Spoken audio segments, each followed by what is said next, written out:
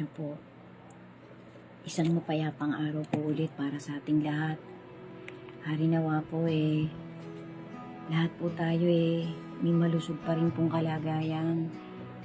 Nakakapagpatuloy pa rin po sa mga endeavors ng bawat isa sa atin. Samot dalangin ko po na mapagtyagaan niyo po ulit tapusin ang bawat part ng bagong season ko na to. Bali, to God be the glory po talaga guys, kasi po nakakapagpatuloy pa po akong makapaghatid ng maliit kong booster na magdadagdag po ng faith sa bawat isa sa atin. Pagdamutan nyo po, pagpasensyahan nyo po itong nagagawa kong pagbibigay ng maliit na motivation, POV insights sa kahit sinong nakakakita ng content ko. Maraming salamat po sa inyong lahat. Si God na po ang bahalang magbigay sa inyong lahat ng lahat pa pong wini-wish ninyo sa ating Creator through His begotten Son. Hari nawa po dinigin ng Panginoon ang mga hinihiling nating lahat, na alam ng ating Panginoon na makakatulong pa talaga, na makakapagbigay pa talaga ng kabutihan sa bawat isa sa atin. Si God po kasi ang nakakakita guys ng kung ano talagang future ng bawat isa sa atin. Sana po matakot-takot ang iba sa atin sa tahasang pagsasalita na parang binubus na po ang sarili niyang strength, ang sarili niyang kakayahan, na ginagamit niya pa po ang social media para ipagsigawan, na pumapangalwa lang o nasa pinakatalampakan na lang ang pagpupuri at pagpapasalamat sa ating Panginoon. Trending po ngayon yung sinasabi ng isang binatilyo sa kanyang content na napakarami pong gumagawa ng pagpapaliwanag para sa watain ang iba niyang sinabi, na talaga naman pong sa nakita ko din po kasi dumaan din po sa wall ko. Nakakalungkot po kasi po ang bata-bata pa po niya. Kung tutuusin konti pa lang din naman po ang pwede niyang ipagyabang na achievement niya. Kasi nakakabusong po yung mga binitawan niyang salita. Ito po ay isang POV ko lang din, kasi sabi nga po ng ating Panginoon, hindi hihinto ang magtatanggol, ang magkakalat ng Word of God, ng Gospel ng ating Panginoon hanggang dumating ang huling segundo. Nabababa na po ang ating bigatin sa ng ating dakilang Diyos. Kasi talaga pong sinalitayan ng ating Panginoon, magpapatuloy na ipalaganap ang Gospel ng ating Panginoon hanggang sa dumating. Matakot-takot po dyan yung iba na tahasang sinasabi na dahil sa lakas niya, dahil sa talent niya, kaya na-achieve niya yung mga ganito, bla bla bla. Napaka blasphemer po ng mga ganong tao. Yun nga po yung mga tinatawag na antichrist at agnostic, mga atheist, mga walang kinikilalang Diyos. Bahala po kayo. Panindiganan niyo po yung mga pinagsasasabihin niyo yan na ikinakalat niyo pa po, napakarami pong nakakapanood. Kasi tayo pong lahat ay tumatahak na sa huling henerasyon ng humanity. Maniwala man po tayo o hindi na may talagang isang creator. Sabi niya po fiction lang daw, energy lang daw. Tanggapin natin lahat na fiction lang, na energy lang.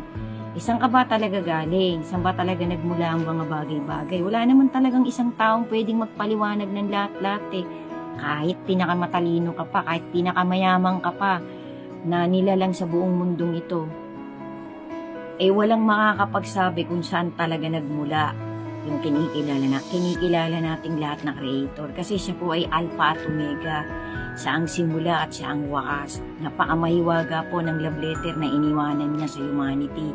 Napakarami pong life motivation na iniwan ng kanyang bugtong na anak para sundan ang lahat ng susunod sa kanya.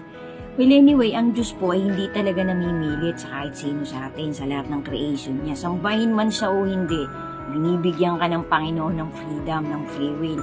Bahala ka. Gawin mo nang gawin kung sino ka mang lalaki ka na graduate ka lang, napakabusong ng pinagsasasabi mo. Bahala na ang Diyos sa lahat ng sinasabi mo. Tinutuya mo pa siya na siya'y fiction lang, na siya'y bla bla bla, ganito ganon. Ipinagyayabang mo na ikaw ay galing sa ganitong bansa na sinasamba mo ang isang elepante. Ngayon hindi lang naman ikaw ang sumasamba sa ganyang hayop. Meron ding mga bansa na sumasamba kahit daga, sinasamba, kahit kalabaw, kahit baka, sinasamba. Ay meron nga pong lumabas sa isang platform na sinasamba yung isang hayop, biglang tumayat, umihi yung hayop na yun Katawa-tawa po ang ginagawa ng mga ganong tao. Dadating naman po ang isang araw na lahat tayo beberdikan Whatever we said, whatever our thoughts, whatever we have done, good or bad, lahat po yan idadaan sa justice, sa hustisya ng ating Panginoon. At ang magiging vindicator po ay walang iba kundi ang buktong na anak niya.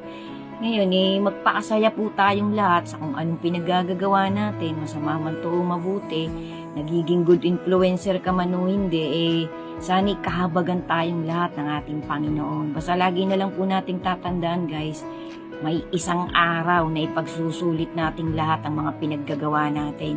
Good luck po sa ating lahat. Lahat po dyan ng mga blasphemer na tao. Lahat po dyan ng walang utang na loob sa Diyos na hinihinga mo ang hangin na nandyan. Libre, nabuhay ka, naging malusog ka, nakapagtapos ka ng pag-aaral mo, nabili mo yung mansion mo, nabili mo yung magagandang bagay na ini-enjoy mo, wala kang utang na loob sa isang creator. Bahala ka sa buhay mo. Kasi sabi nga po, buntot mo, hila mo, sungay mo, sunong mo. Lahat po tayo mananagot sa isang araw. Isang araw lang po ang gagawing justice, ang gagawing hustisya ng ating Panginoon. Sabay-sabay po yan. Sabi nga po dun sa isang dokumentaryong napanood ko be careful what you up to, be careful where you up to. Lahat po ay nadidinig, lahat po ay nakikita, lahat po ng nakaraan, pangkasalukuyan at ang future na paparating pa lang ay nakita na po ng ating Creator. Kaya good luck na lang po sa ating lahat. Basta para po sa akin guys, gamitin niyo po ang discretion niyo sa lahat na napapanood yung mga kung ano-anong content sa iba-ibang platform. Basta tayo po, lahat po tayo na may faith, lahat po tayo na nagsisikap, nag-i-struggle na tumupad sa motivation ng ating Lord Jesus.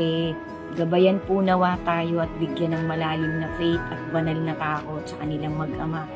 Kasi maniwala ka man at hindi ka naman papakialaman ng Panginoon kasi hawak natin ang buhay natin. Pero tatandaan din po natin guys, na kahit anong yaman natin, kahit gusto nating mabuhay ng napakatagal, kapag pinitikan na ng Panginoon, kapag hindi na ginusto ng Panginoon, duktungan pa ang buhay na ipinagmamalaki ng bawat isa sa atin, hindi ka na mabubuhay. Idadating na isang pagkakataon na tayo naman ay tatawanan ng ating Creator. Yan po ay nakasulat sa Proverbs, sa Ecclesiastes, sa Old and New Testament. Napakarami pong iniwanang magagandang halimbawa ng ating Lord Jesus upang mabasa natin, upang lakaran natin. Mahiwaga po ang aklat na yan guys. Mismong matatalinong tao po, mismong mga scientist pa po at mga doktor, mismong mga kilalang tao pa po sa mundong ito nagkaroon ng banal na takot sa ating Panginoon. Nagsasalita ngayong huling generation natin na ang aklat na yan ay mahiwaga. Napakarami na pong mga propesiya ang unti-unting nagkakatotoo. Noon pa po, hindi pa po tayo tao. Napakarami na pong ipinakita ng Panginoong kababalagan sa mundong ito. Marami pa pong haharapin ng humanity. We are all heading in the most perilous time of this generation. Kaya magkumapit po tayo guys. Kapitan po natin yung katiting nating faith sa ating Panginoon. Kasi wala po talagang pwedeng iligtas o pwedeng gawin nating sandata ang ating mga kayamanan, ang ating lakas, ang ating katalinuhan. Lahat po yan ay i-invalid ng ating Panginoon pagdating ng takdang oras na tayo bebertikan na niya. Ang tanging matitira lang po ay yung good deeds at yung ipinakita nating pagsunod sa lahat ng kanyang mga itinatagubilin. Amen to that guys. Sundan niyo pa po itong content ko na to. Hari nawa po magdagdag ito ng booster sa bawat isa na nagtitiwala at may banal na takot at banal na pananalig sa ating dakilang Creator through His begotten Son. Amen. Thank you so much po for watching, and to God be the glory po, and blessing of peace and good health to each and every one of us. Amen. Thank you po ulit for watching. To God be the glory po. Amen.